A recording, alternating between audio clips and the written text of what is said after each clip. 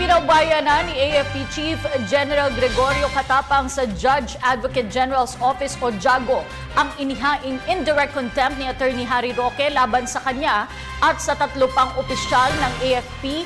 Ang JAGO, ang legal team ng buong AFP kung saan din sila nag-file ng disbarment case laban kay Roque.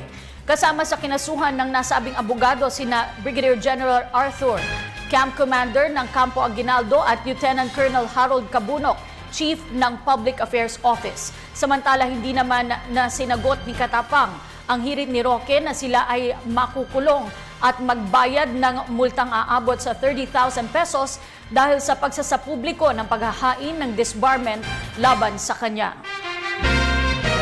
Gago namin na mag-react o sagutin. Kasi wala pa kami, hindi pa namin natanggap yung final na case by